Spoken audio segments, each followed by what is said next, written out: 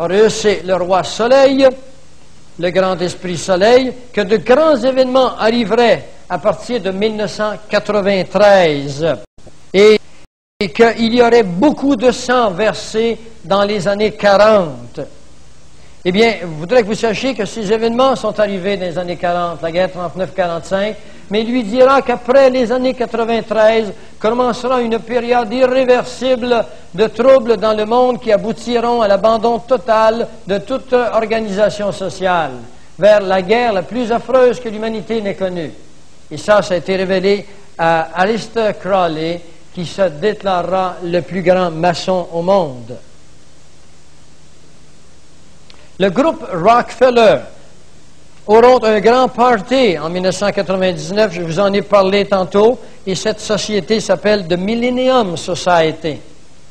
Les résultats de tout ce globalisme de notre société, c'est qu'il y a un plan des Illuminati, et ce plan se fait à travers un réseau d'hommes, à travers les gouvernements, les religions, la politique, et nous sommes tenus en échec par le système monétaire. Attendez-vous que les impôts vont encore augmenter, parce que les gouvernements sont encore obligés de faire des coupures, parce que les gouvernements sont obligés de prendre leur argent dans des banques privées, anticonstitutionnelles.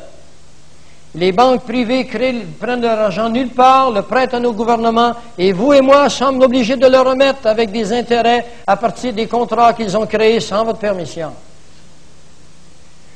Parce que selon la Magna Carta, selon le British Common Law et selon la Constitution canadienne, quand vous entrez en contrat avec quelqu'un, vous devez en connaître tous les alinéas de ce contrat. Vous n'avez pas signé en pleine connaissance de cause. Et nous sommes pris à remettre des dettes immenses. Et quand nous arriverons en l'an 2005, si vous étiez encore là, où l'argent que l'on prendra des contribuables, leur laissant uniquement le dollar nécessaire pour s'acheter du lait et du pain, parce qu'on aura besoin à ce moment-là, par l'accumulation de la dette, l'ensemble total de vos revenus, et ces revenus ne suffiront plus à payer les intérêts, eh bien, quand on arrivera à ce point-là, ce sera évidemment impossible de continuer à fonctionner. Le pire que nous pouvons aller, c'est l'an 2005, selon les mathématiques des meilleurs comptables. Mais je voudrais que vous sachiez qu'eux n'attendront pas jusqu'à ce moment-là. Il y a un contrat qui se signe à tous les 10 ans avec les banques. Et cette année, le contrat a été signé en 1992 pour 5 ans. Ajoutez 92 plus 5, ça donne 1997. Et j'ai, moi, ces documents que nous vous mettrons dans la cassette. Ce qui veut dire qu'il y a un plan et qu'il y a un réseau pour exécuter ces plans. La participation, par exemple, tripartite de l'islam, des Juifs et des chrétiens à Jérusalem sous l'auspice du faux sionisme international.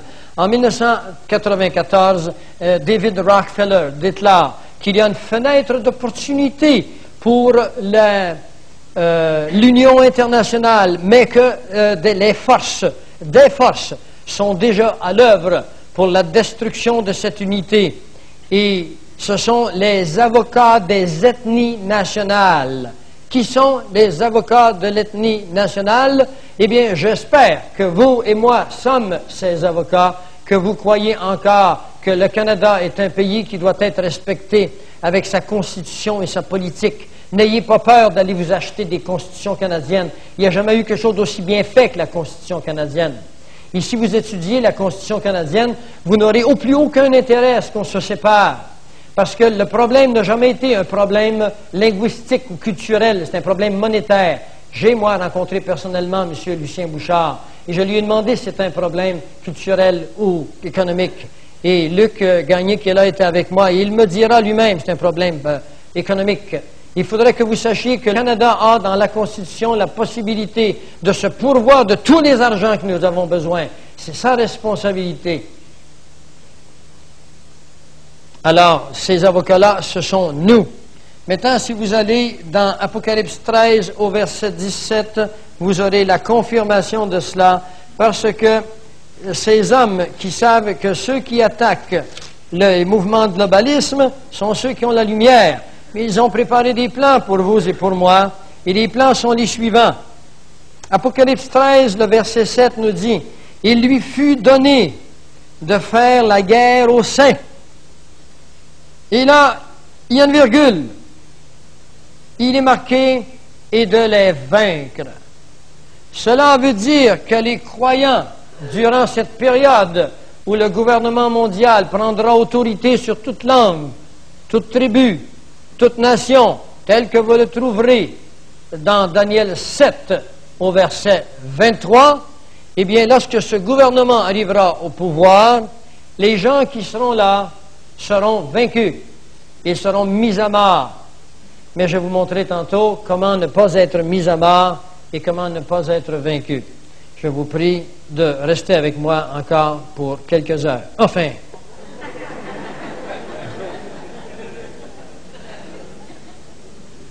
Aux États-Unis, les forces de l'armée sont remises aux Nations Unies.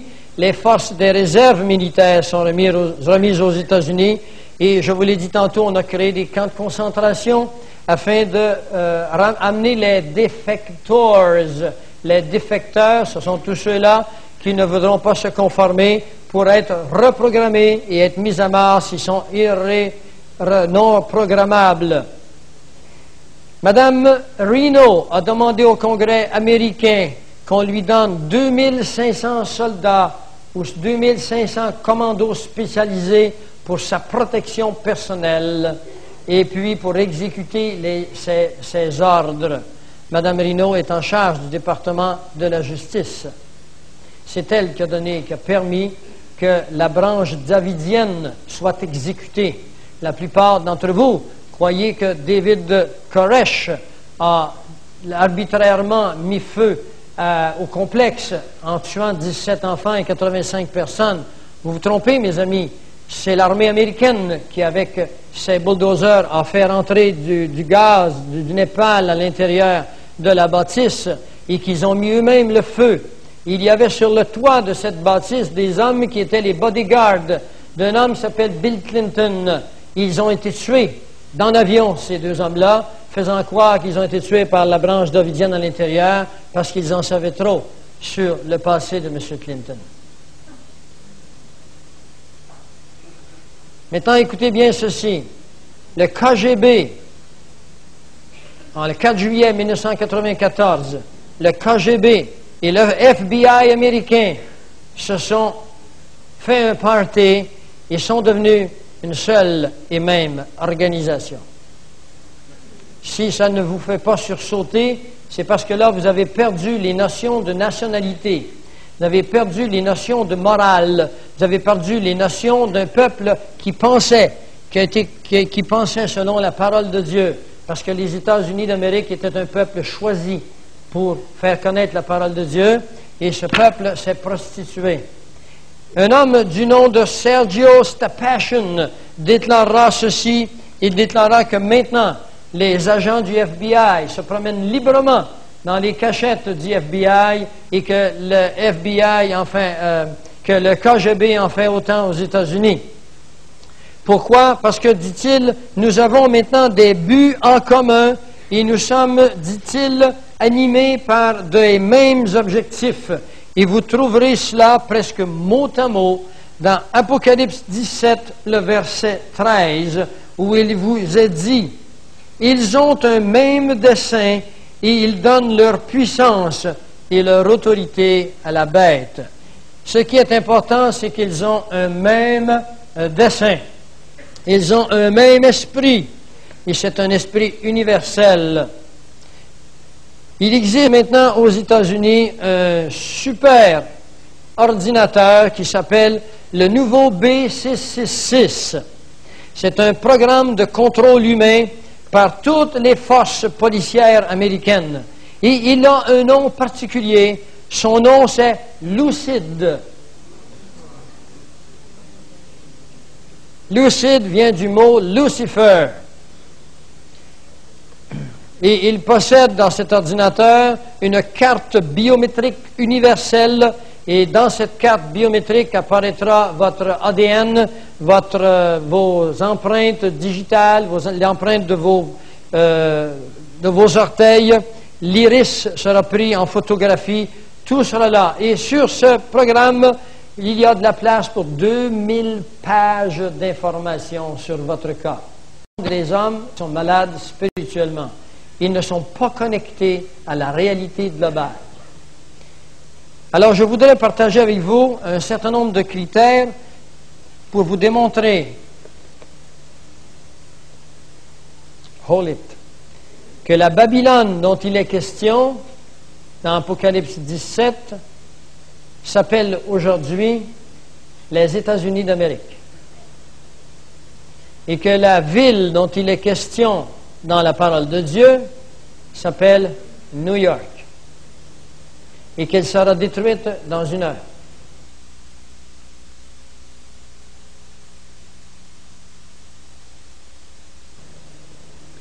Voici un certain nombre de critères. Dans Apocalypse 17, au verset 18, il est dit ceci. Babylone sera une grande ville à la fin des temps. Et la femme que tu as vue, c'est-à-dire cette institution, cette entité, c'est la grande ville qui a la royauté sur les rois de la terre.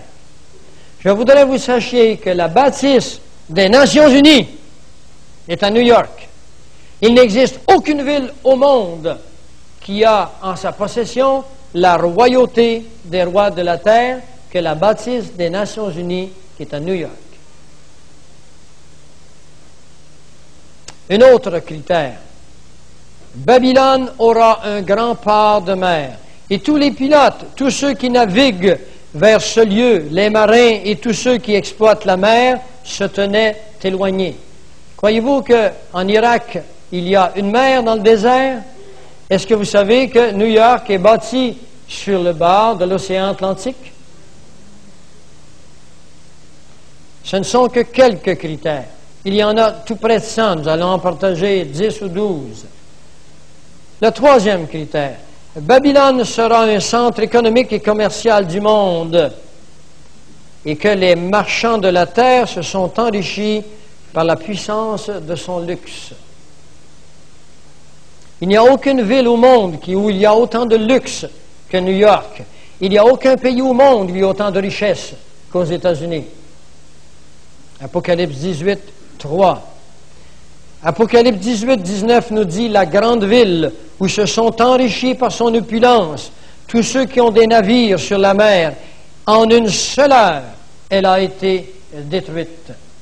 Je voudrais que vous sachiez que les Russes possèdent 42 sous-marins nucléaires silencieux. Et sur chacun de ces navires, il y a 200 ogives nucléaires à 4 têtes, prêtes à partir et à détruire les principales villes américaines. Ces navires sont sous l'eau actuellement et les États-Unis sont incapables de les repérer à cause d'une technologie spéciale pour empêcher leur apparition sur les radars. Et ça, ce sont des experts de l'aviation qui les révèlent. Je lisais quelque part dans ces livres. Il est facile de s'approcher à 100 000 des côtes américaines durant la nuit, faire surface, et avec les ondes par satellite, de lancer quelques petites bombes sur les principales villes américaines, détruire les camps militaires, et dans 1 heure, Babylone est détruite. Ce n'était pas une expression biblique pour le temps de Nabuchodonosor. Il n'existait à l'époque aucune forme d'empire militaire capable de détruire presque un monde dans 1 heure. Ces versets sont pour notre temps. 4e critère, Babylone est un pays avec de grands fleuves. Voici ce que la Bible nous dit. Nation puissante et qui écrase tout et dont le pays est coupé par des fleuves. Il n'existe aucune nation qui a des fleuves comme aux États-Unis et qui est aussi puissante et qui est capable de tout écraser. Vous avez vu ce que M. George Bush a fait avec la guerre du Golfe. Il y en avait des tanks dans le désert. Je vous assure que les tanks que M. Saddam Hussein possède, ils sont nombreux. Mais dans un rien de temps, on les a détruits. On n'a eu quelques incidences, quelques morts, c'est tout. Des armées d'acier qui s'avancent avec des équipements électroniques, avec quelques hommes qui sont tués seulement. Jamais cela a pu se produire dans l'humanité, et c'est les États-Unis d'Amérique qui possèdent ces choses.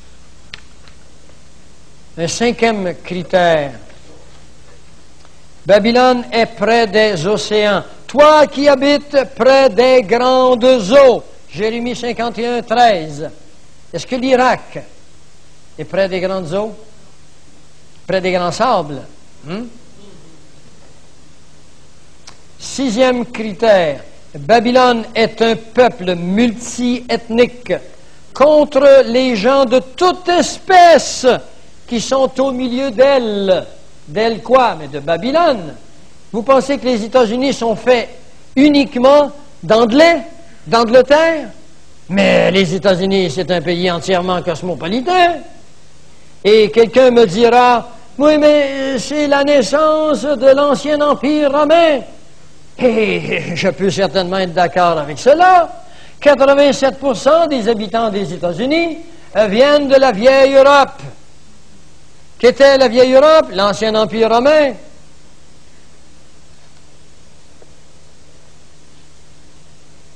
Septième critère.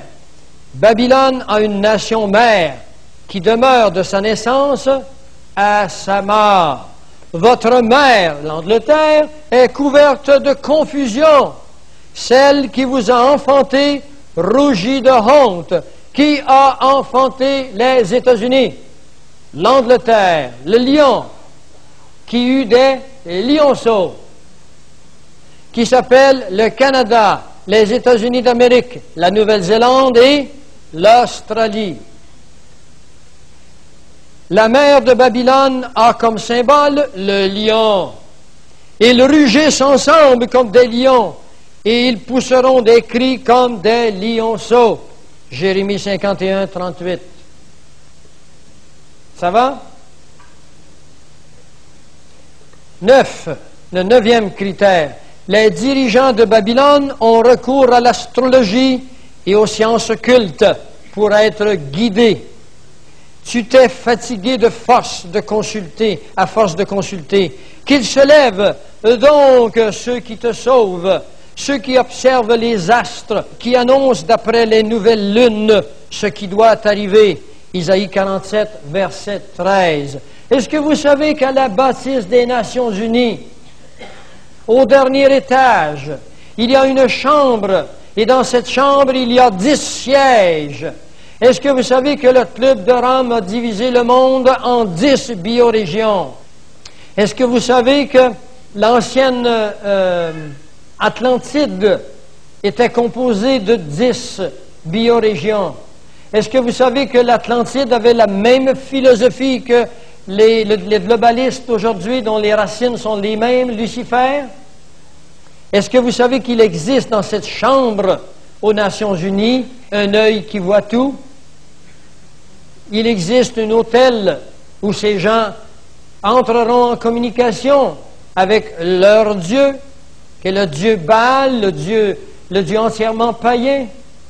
Et voilà, ces personnes, tous les présidents américains, incluant Kennedy, ont consulté des astrologues. Jane Dixon se vante. Moi, j'ai vu Jane Dixon en personne.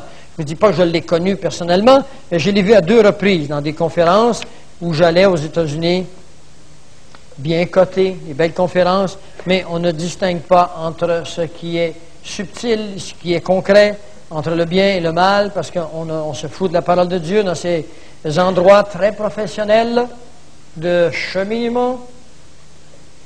Eh bien, Jane Dixon se vante d'avoir été consultée par la plupart des présidents américains depuis Kennedy, depuis M. Truman, jusqu'à aujourd'hui.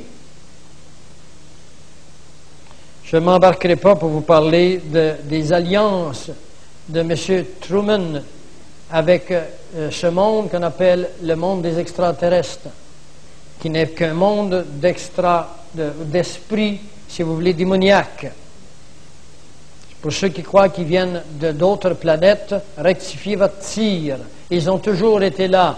Ils étaient là au début de la création, ils l'ont été du temps de Noé, et il en est de même que maintenant. Ce sont eux qui ont emporté la sorcellerie dans le monde, ce sont eux qui ont eu des relations sexuelles avec les femmes de l'époque, qui ont engendré des géants et que nous retrouvons dans la mythologie grecque. Sachez que la parole de Dieu est parfaitement correcte là-dessus. Vous lisez 6, les versets 1 à 6, et vous le trouverez dans Jude 6 et 7. Et s'il y en a qui cherchent vraiment à connaître comment était le monde à l'époque, allez dans les librairies, allez vous acheter un livre qui s'appelle le livre d'Enoch. Et vous retrouverez dans le livre d'Enoch, vous trouverez des versets qui sont tout à fait conformes à la parole de Dieu. Je ne vous dis pas que c'est un livre inspiré. C'était le livre le plus populaire du temps de Jésus. Mais vous verrez qu'il n'y a rien qui n'est pas cohérent avec la parole de Dieu dedans. Nous sommes rendus à 9. Bon, nous sommes rendus à 10. Il y a un deuxième. Il cria d'une voix forte, disant, elle est tombée, Babylone la grande, elle est devenue une habitation de démons, un repère de tout esprit impur. Les États-Unis d'Amérique sont remplis du nouvel âge. Partout dans les hôtels, les fins de semaine, des gens se rassemblent. Il y a des millions de personnes qui ont donné leur vie à des mouvements quelconques qui leur apprennent qu'ils sont des dieux, que nous sommes le fruit de l'évolution et que par la méditation, ils vont, par l'élimination, devenir des dieux, qu'ils vont changer, qu'ils vont faire venir des esprits sur terre et qu'ils vont changer l'homme d'aujourd'hui pour faire un nouvel homme.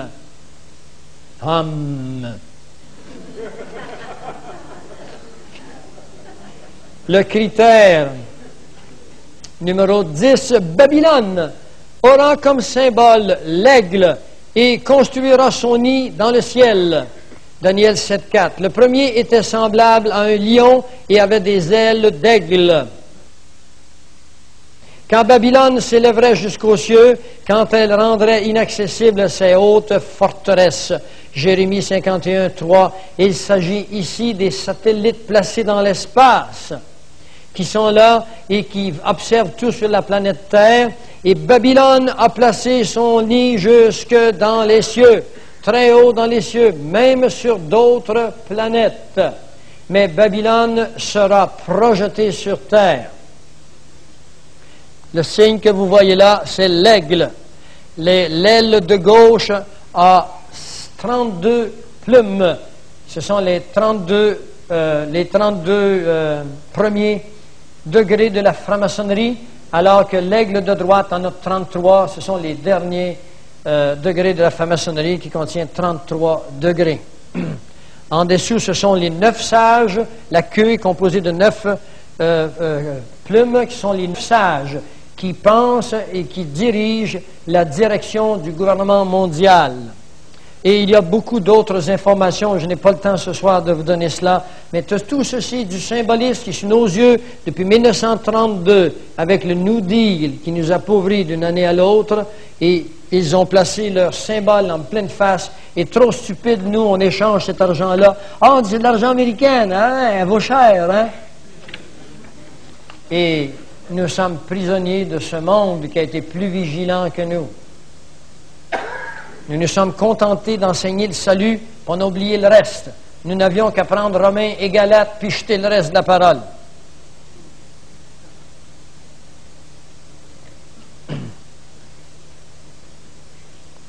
Le critère numéro 11. Babylone aura un ennemi majeur au nord. Jérémie 53. Car une nation monte contre elle du septentrion, elle réduira son pays en désert. Est-ce que vous croyez qu'au XVIIe siècle, une nation aussi puissante soit-elle, pouvait, avec de la poudre à canon, puis des boulets, puis des baïonnettes, puis des fusils à bois, réduire une nation en désert? Mes amis, il n'y a que la puissance atomique qui peut faire cela, la puissance nucléaire. Et Babylone, c'est les États-Unis, et elle sera réduite en poussière.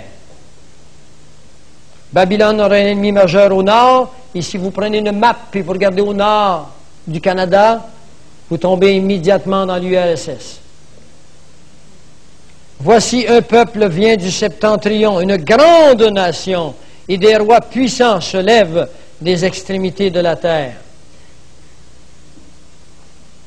L'ennemi de Babylone sera une fédération de nations, car voici, je vais susciter et faire monter contre Babylone une multitude de grandes nations du pays du septentrion.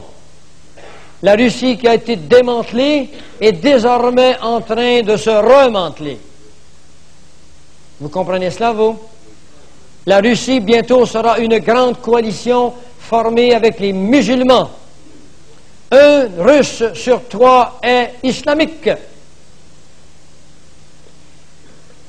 La Russie, les États-Unis seront détruits du centre par l'islamisme terroriste et l'islamique amoral sous la direction d'un chef noir du nom de Louis Farrakhan, qui a reçu $1 milliard d'un homme appelé Kadhafi, dans le but de détruire tout ce qui est les valeurs bibliques américaines.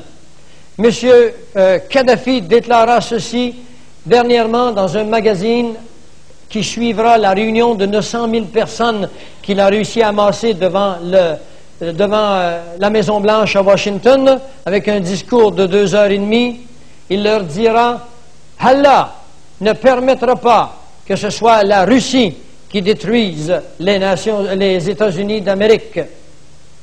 Il dira, Allah permettra que ce soit lui avec le monde islamique de l'intérieur.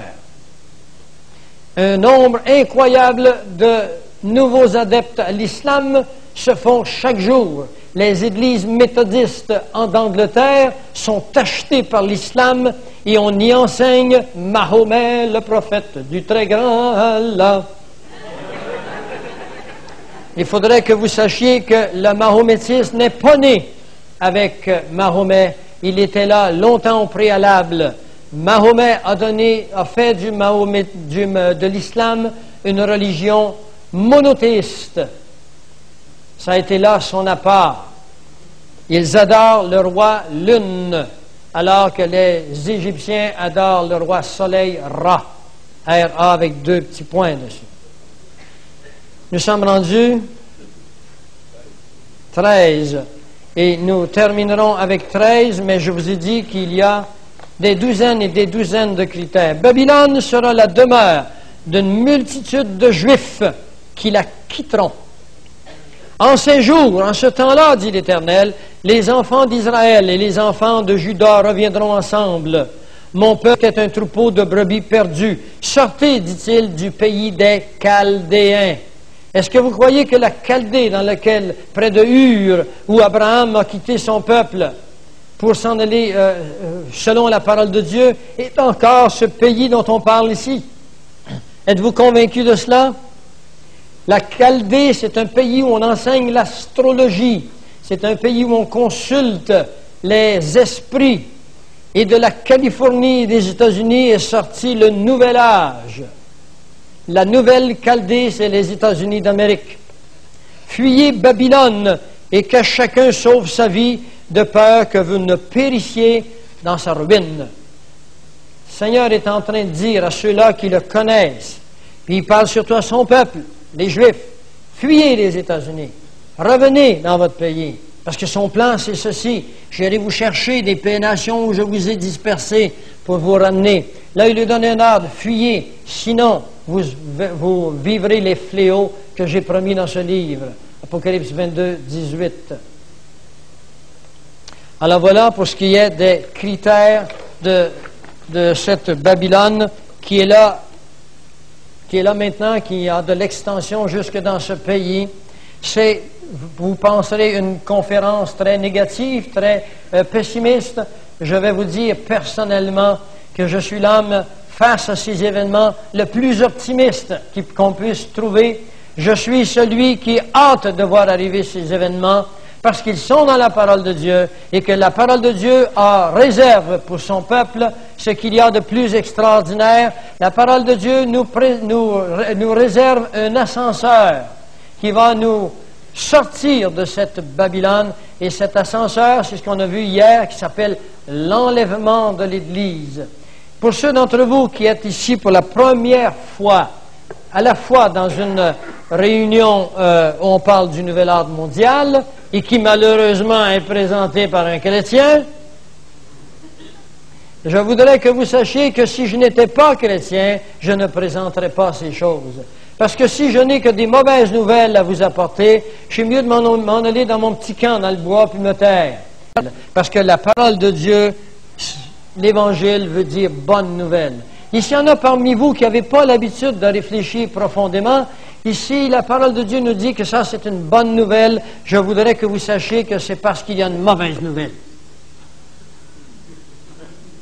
Vous êtes-vous déjà arrêté à vous demander pourquoi est-ce qu'on appelle l'Évangile bonne nouvelle?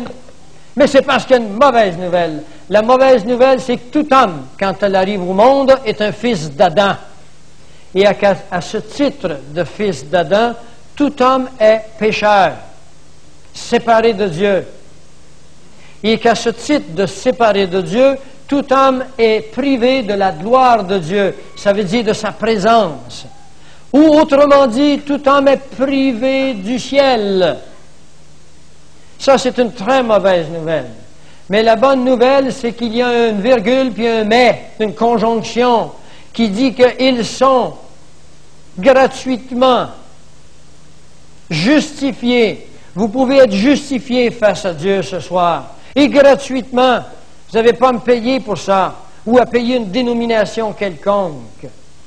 Vous pouvez être gratuitement rendu subitement juste aux yeux de Dieu, en vertu de deux choses. A, la grâce de Dieu, parce qu'il le veut bien, et deux, la foi que Dieu vous demande d'avoir dans une œuvre qui n'est pas la vôtre, qui est la sienne, mais une œuvre qui est déjà accomplie et que vous n'avez pas à réaccomplir chaque jour, ou chaque semaine, ou chaque mois, ou chaque année. Elle est accomplie une fois pour toutes, nous dit Hébreux 10. À ce titre de pécheur que je suis et que vous êtes et qui êtes condamnés, je vais vous inviter maintenant à vous soustraire aux événements qui viennent. Ces événements-là s'appellent la tribulation. C'est ce que nous avons parlé hier avec des versets bibliques. Nous avons été moins bibliques ce soir, mais il fallait démontrer que les versets sont une réalité. Et je voudrais vous montrer ce qui est arrivé au début de la création de l'homme. Et je voudrais vous amener dans un verger, puis je voudrais prendre une pomme du verger qui apparaît à votre écran maintenant, puis je voudrais que vous compreniez qu'un jour, Dieu a dit à l'homme, tu régneras sur la planète Terre. Tu mangeras tous les fruits du jardin qui est là, sauf le fruit de l'arbre de la connaissance du bien et de la connaissance du mal. Et les extraterrestres, c'est-à-dire les esprits démoniaques, qui ne viennent pas d'autres planètes, sont venus sur cette terre. Pourquoi sont-ils venus sur cette terre? Parce que Satan ne se doutait pas que Dieu allait créer l'homme, qui est une créature avec une potentielle place privilégiée aux yeux de Dieu. Vous êtes potentiellement des privilégiés aux yeux de Dieu, plus privilégiés que les anges, parce que Dieu vous a créé semblable à lui, avec un pouvoir de décision, avec un pouvoir de liberté, de libre arbitre. Et Satan, dans sa jalousie de l'homme, a voulu le faire périr, briser le plan de Dieu. Il est allé vers Ève, dans l'incarnation du plus bel animal, le plus rusé, le plus beau, le plus intelligent de la nature, qui est un serpent, qu'aujourd'hui vous ne serez pas d'accord que c'est le plus beau, mais à cette époque il l'était. Avant que Dieu lui dise, à cause de ce que tu as fait, tu ramperas dans la poussière. Mais préalablement à cela, le serpent était le plus bel animal de la création. Il est allé vers Ève. Il lui a parlé. Parce que nous croyons que dans le monde qui vient, des animaux auront la capacité d'échanger des mots. Si des robots qu'on programme sont capables de parler, si quand vous arrivez à une boîte téléphonique, qu'on vous demande votre nom puis qu'elle reconnaît votre voix, Dieu est capable de créer des animaux qui parlent sans qu'ils aient pour cela un esprit. Ils peuvent avoir une âme, mais pas d'esprit. Vous avez un esprit, une âme et un corps. L'âme, c'est la partie qui vous anime. Vos petits chats, vos petits chiens, quand vous arrivez, sont tout contents, ils sont animés quelque part. Une âme d'animal. Ils n'ont pas d'esprit. Alors, si vous voulez épargner tout ce qui vient, ces tribulations, et je sais qu'il y en a qui pensent que l'âme des animaux est comme l'âme des hommes. Non, non, non. Le mot animus, qui veut dire qui anime, qui donne la vie. Je vais vous donner un exemple. Eh bien, Dieu vous invite ce soir à faire un grand pas. Si vous êtes ici pour la première fois, je vais vous inviter à penser à ce que vous avez entendu ce soir et c'est irréversible. Mais vous avez un choix. Nous sommes dans l'époque de la grâce. Elle dure 2000 ans. Nous sommes en l'an 1976 avancé. Il reste 3 mois avant 97. Et pour les années qui vont venir, vous avez vu un aperçu de ce qui nous attend.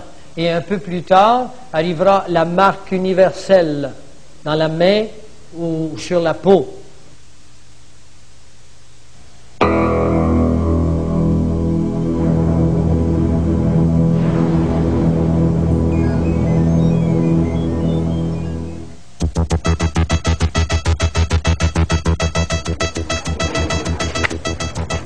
L'espace cybernétique va changer nos rapports avec quelque chose de très important, l'argent. Car nous entrons dans l'ère de l'argent, E pour électronique. Ici, à Swindon, une petite ville d'Angleterre, on vit depuis plusieurs mois déjà sans billets et sans monnaie. Mondex is cash with a bit more.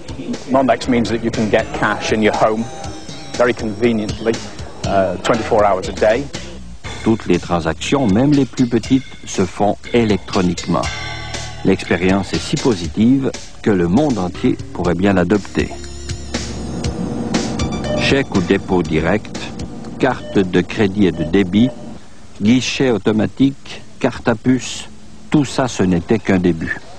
La monnaie électronique, voire l'argent virtuel, va remplacer les vrais dollars.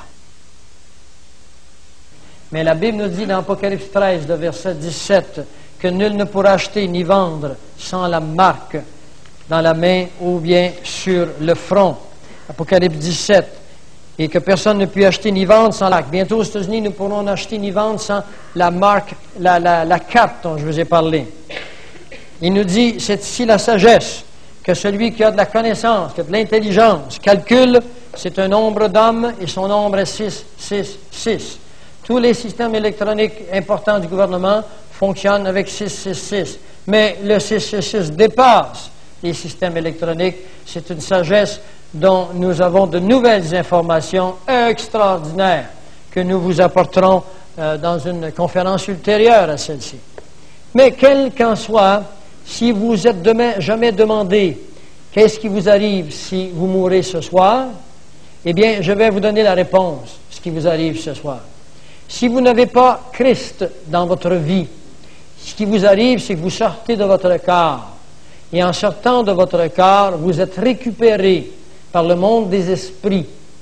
Et le monde des esprits vous amène dans un lieu qu'on appelle des lieux inférieurs. C'est un autre mot qu'on appelle enfer. Pour le moment, on a toutes les raisons de croire qu'il est au centre de la terre. Et il n'y a aucun retour. Vous n'avez aucune chance passer ce moment-là, d'y retourner. Ne priez pas pour les morts, mes amis. Priez durant le temps qu'ils sont vivants. Ne témoignez pas aux morts, témoignez aux vivants. Aujourd'hui, je vous trouve assez vivant devant moi, même si vous ne bougez pas beaucoup. Et je dois vous témoigner de ceci. La parole de Dieu est claire là-dessus. Vous ne pouvez gagner votre ciel. Ça ne se gagne pas, le ciel. Moi, j'ai une belle clinique au Lac-Saint-Jean. Elle est connue comme une des belles cliniques de la province. De temps en temps, j'engage un petit gars qui vient balayer en face de ma clinique. Il a beau faire le meilleur des balayages, il ne se méritera jamais ma clinique. Quelle que soit votre vie de souffrance, votre vie de travail et d'œuvre, vous ne pourrez jamais vous mériter le ciel. C'est impossible d'entrer là, tout seul. Mais Christ vous a préparé un passage et une place. Il l'a fait pour vous. Vous auriez été seul sur la planète, puis il l'aurait fait. Et je vais vous montrer quelques versets. Maintenant, on va parler de la pomme, si vous voulez bien. Dans cette pomme que Ève, sur la tentation du serpent, a pris, qu'ils ont mangé, ils ont été séparés instantanément de Dieu. Le premier péché fut celui de l'orgueil, de l'ennemi qu'on appelle Satan. Le deuxième péché fut celui d'Ève, qui fut un péché de désobéissance et d'orgueil, parce qu'elle crut qu'elle deviendrait comme un Dieu. Le nouvel âge enseigne que nous sommes des dieux. Ce n'est rien de nouveau sous le soleil, c'est aussi vieux qu'Adam et Ève. C'est le même vieux mensonge qui revient. Ce qu'il faut que vous compreniez, c'est que lorsque Adam et Ève ont mangé de ce fruit, je mets une pomme, mais il n'y a rien qui nous dit que c'est une pomme, un fruit. Lorsqu'ils ont mangé ce fruit, ils ont été séparés de Dieu. Et que dans le fait qu'ils ont mangé de l'arbre de la connaissance du bien et du mal, est entrée en eux la connaissance du bien et du mal. C'est pour ça qu'ils se sont cachés. Puis quand Dieu est venu le soir, il leur a demandé ce qu'ils étaient. Puis il a dit, je suis caché, je suis ici, Seigneur. Qu'est-ce que tu fais là? Je suis caché. Mais pourquoi tu te caches? Et là, Adam prit conscience qu'il était nu et il eut honte. Alors, le péché venait d'être découvert. Ils ont sorti de la dispensation de l'innocence pour entrer dans celui de la conscience. Vous êtes conscient que vous êtes pécheur, oui. N'avez-vous pas envie de temps à autre de transgresser les lois humaines, familiales, quelles qu'elles soient? Si vous ne reconnaissez pas qu'il y a en vous un mécanisme de transgression, alors là, vous avez des problèmes d'auto-analyse. Mais je ne crois pas que Dieu ait permis que vous ayez une absence d'auto-analyse. Mais vous ne pouvez pas gagner ce ciel et quelqu'un est venu, il l'a gagné à votre place. Tout ce qu'il vous a demandé, il vous a dit, moi j'ai un grand parapluie. Et si tu te places en dessous de mon parapluie, tu ne souffriras pas la colère de Dieu. Ce parapluie, il s'appelle le sang de Jésus. C'est par son sang que nous sommes sauvés. Et dans la connaissance du bien et du mal est inclus une option. Vous pouvez choisir de faire le bien toute votre vie, mais vous êtes toujours partie du fruit que Dieu a rejeté. Vous pouvez choisir de faire le mal toute votre vie, mais vous êtes toujours dans l'option que Dieu a rejetée. Le fait que vous choisissiez de faire le bien ne vous sauve pas, parce que nul n'est sauvé par le bien. Vous n'irez pas en enfer parce que vous êtes méchant, et vous n'irez pas au ciel parce que vous êtes bon. Vous irez au ciel parce que vous allez accepter de vous placer sous le parapluie qui est Jésus-Christ par son sang, et vous irez en enfer parce que vous aurez refusé de vous placer sous le parapluie qui est Jésus-Christ. Les démons vous récupéreront. L'enfer a été créé pour Satan et ses anges, et non pour les hommes. Seulement, si vous rejetez Christ, c'est lui qui vous récupérera. Moi, je vous demande ceci à soir. Voulez-vous participer à l'événement majeur de toute l'humanité, c'est-à-dire l'enlèvement de la gagne à Christ, l'enlèvement de l'Église de Jésus-Christ? C'est ça, l'Église de Jésus-Christ, c'est sa gagne. Voulez-vous?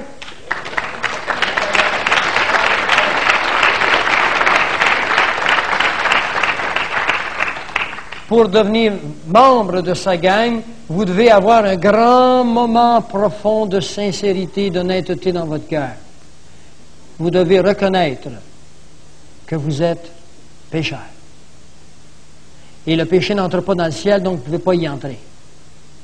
Mais Christ est prêt à enlever le péché de votre vie. Pas enlever votre nature pécheresse, mais il est prêt à enlever les conséquences du péché. Reconnaissez que vous êtes pécheur. Si vous reconnaissez que vous êtes pécheur, demandez-lui. Tu existes, Seigneur? C'est vrai que tu existes, c'est vrai? Moi, je te donne mon cœur.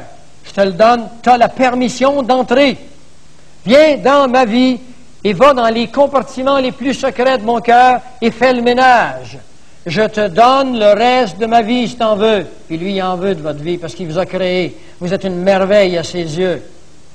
Et il a peur de vous perdre. Mais il ne vous récupérera pas sans votre volonté parce qu'il vous a créé libre. Et lui, il casse les bras à personne. Il cogne à la porte, mais la poignée par en dedans. Répondez. Alors, je vous offre ceci ce soir. Si vous voulez avoir un verset ou deux, Dieu sait que le jour où vous en mangerez, vos yeux s'ouvriront et vous serez comme Dieu, connaissant le bien et le mal. Ce n'est pas Dieu qui dit cela, c'est le serpent. Il le fait à croire qu'ils vont être des dieux.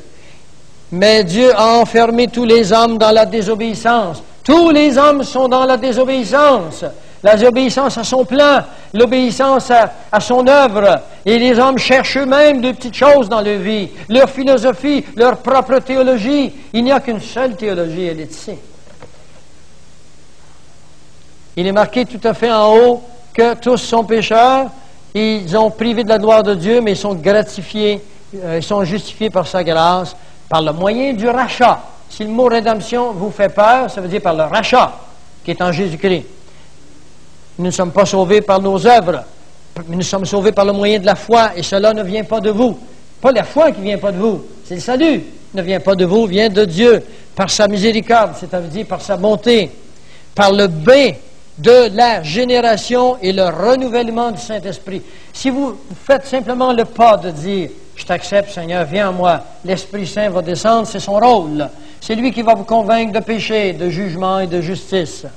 Vous êtes sauvés par son sang, pas par le vôtre, pas par vos sueurs, pas par vos bonnes œuvres.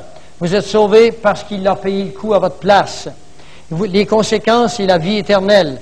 Dieu a tellement aimé le monde que quiconque, Jean, Jacques, Georgette, Coquette, afin que quiconque qui croit en lui ne périsse point, c'est-à-dire qu'à la fin de vos jours, la vie continue éternellement et vous avez la vie éternelle. Et ensuite, ce qui suivra, si vous êtes né de ma génération, si vous vivez maintenant, et si l'enlèvement arrive ce soir, il est marqué dans 1 Thessaloniciens 4 au verset 17, vous rappelant que la Bible est vraie, que les scientifiques ont démontré qu'elle n'a pas pu être écrite par un homme, que les chances qu'elle ait été écrite par un homme sont 1 sur 54 trillions. La Bible nous dit que, ensuite, nous les vivants, et là, qui seront restés, nous serons ensemble enlevés avec eux sur des nuées à la rencontre du Seigneur, dans les airs. Et ainsi, nous serons toujours avec le Seigneur. Le nouvel âge a préparé une explication à cela. Et il dit que bientôt, des extraterrestres vont venir. Et puis, ils vont enlever de terre les indésirables que nous sommes. Et ils vont nous emmener sur une autre planète pour être recyclés. Et vous lirez David Spengler, puis il va tout vous expliquer ça. Puis il dit que ça va se faire avec beaucoup de sang. Mes amis, voulez-vous vous soustraire à toutes ces choses, croire à la parole de Dieu? Si vous êtes prêts avec moi, baissez vos têtes maintenant. Je vais faire une prière simple. Très simple. Mais je voudrais que, dans vos cœurs, cherchez l'honnêteté dans vos cœurs, cherchez la sincérité. Seigneur, j'ai passé ma vie à concevoir moi-même l'existence. J'ai cru celui-ci ou celui-là, mais je ne t'ai pas cru toi. Et je t'avoue, Seigneur, que parce que je n'ai pas en moi la vérité, je suis angoissé. Ma vie n'a peu de paix. Je t'avoue qu'il est vrai que je suis pécheur, que la qualité totale n'est pas en moi. Mais je ne peux pas me changer, je suis fait comme ça. Je suis comme un léopard, je ne peux pas changer la couleur de ma peau. Mais eux, ils disent, ces croyants, que si je t'offre mon cœur et si je te donne ma vie, que tu vas venir. Ben écoute, Seigneur, je te la donne ma vie. Je te donne mon cœur, je te donne mes émotions, ma volonté, je te donne ma philosophie, je suis prêt à tout rejeter ça pour toi. Viens avec ton Esprit Saint. Je te demande de me pardonner les fautes de mon passé, présent et futur. Et je crois que Jésus, ton Fils, il est venu sur cette terre, il est mort, il est vraiment mort, mais qui est ressuscité, et qui est ressuscité éternellement, et qu'il a pris sur lui tous mes péchés. Et la loi qui me condamnait, il a pris ses ordonnances, il l'a cloué à la croix, afin qu'il n'y en ait plus pour moi, afin qu'il n'y ait plus aucune condamnation pour moi, parce que moi je crois en toi, je crois que tu es mon sauveur, personnel, sans que moi j'ai rien à faire, sauf m'avouer perdu sans toi. Je te demande, Seigneur, de venir en moi ce soir, maintenant. Soustrais-moi à ce qui vient dans ce monde, en venant me chercher comme les autres. J'arrive en retard, je suis un ouvrier de la dernière heure, mais toi, ça t'importe peu, c'est toi qui contrôle ça. J'ai pas fait grand-chose encore dans ton grand jardin, mais tu me considères comme une fleur. Donne-moi à manger maintenant, puis change-moi Parce que moi, à l'intérieur, je ne suis pas capable de me changer. Je te donne toutes mes émotions. Transforme-moi. Et Seigneur, je crois à ta parole que tu vas m'enlever avec ton Église. Je fais partie de ta gang maintenant et que tu m'as pardonné mes péchés.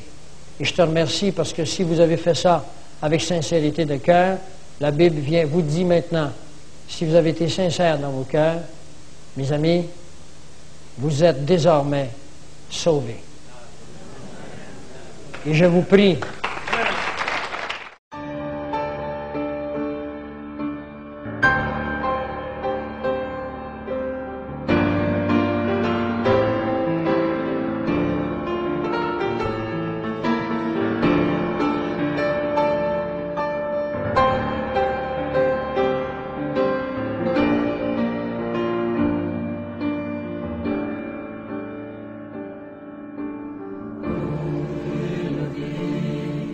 À la droite de Dieu.